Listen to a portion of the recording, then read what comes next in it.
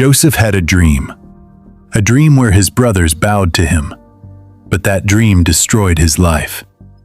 His own brothers hated him. They threw him into a pit, then sold him and watched him disappear. He became a slave in Egypt. He worked hard. He did everything right, but even then, he was betrayed again. He was lied about, arrested, and thrown into prison. If you haven't listened to the part 1 and part 2 of this story, I strongly suggest stop here to back to this same channel to listen so you understand this part 3. Years passed. Silence. Waiting. Forgotten. And just when it seemed like nothing would ever change, one moment changed everything. Far away, in a palace, a king could not sleep, and Joseph was about to be remembered. Pharaoh, the king of Egypt, was troubled. He had dreams, strange dreams, powerful dreams, dreams he could not understand. He saw 7 strong cows, then 7 weak ones, and the weak ones ate the strong. He saw 7 healthy grains, then 7 dry ones, and the dry ones swallowed them. He woke up confused and uneasy.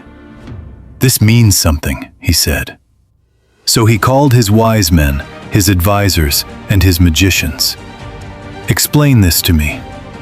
But no one could. No answers, no peace, just silence. Then suddenly, a voice spoke. It was the cupbearer.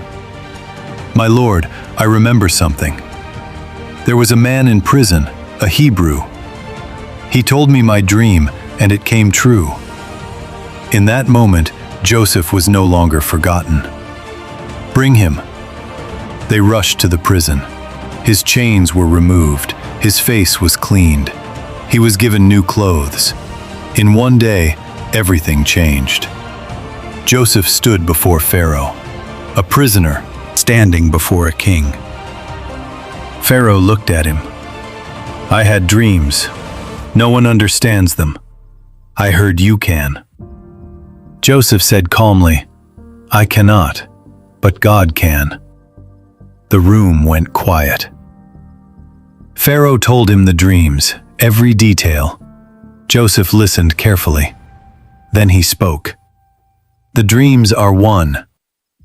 There will be 7 years of abundance, food everywhere, growth, overflow. But after that, 7 years of famine, severe famine. So bad, people will forget the good years." Pharaoh listened closely. Joseph continued, "God is showing you the future, and it will happen soon." Then Joseph did something unexpected. He gave advice. "Choose a wise man, put him in charge. Store food during the good years, so people survive the famine." The room held its breath. A prisoner was advising a king. Pharaoh stood. He looked around, then back at Joseph. "Can we find anyone like this man? A man filled with the Spirit of God?" Then he said, "You will do it. You will be in charge. Only I will be greater than you."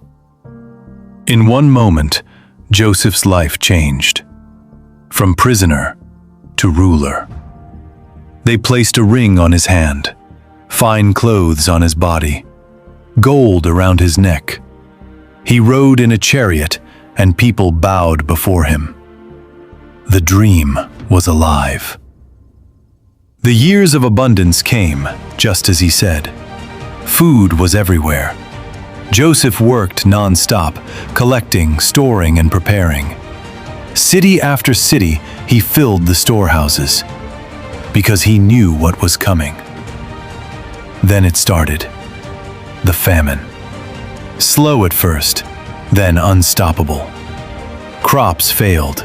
The land dried up. People grew hungry. Not just in Egypt, but everywhere. Even in Canaan. Even in Joseph's home. Far away, Jacob was struggling. Food was running out. Fear was rising. Then he heard "There is food in Egypt." So he called his sons. "Go, buy food so we can live." But one son stayed behind, Benjamin. Jacob could not lose him too, not after Joseph. He still believed Joseph was dead. The brothers traveled to Egypt, hungry, desperate. They stood before the ruler, Joseph, but they did not recognize him.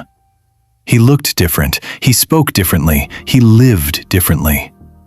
But Joseph knew them instantly. The faces, the voices, the past. And then it happened. They bowed, just like the dream. Joseph could have spoken. He could have revealed everything, but he did not. Instead, he tested them. "You are spies." The brothers panicked. "No, we are honest men. We are brothers." "One is gone, and the youngest is at home." Joseph heard it. "One is gone." That was him. They spoke among themselves. "This is happening because of Joseph.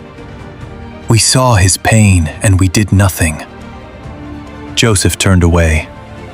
For the first time, he almost broke. But he held it in. He kept one brother and sent the rest back. But this story is not over.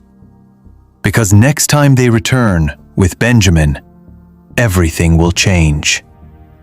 Joseph will face a choice: revenge or forgiveness. And what he chooses will change everything.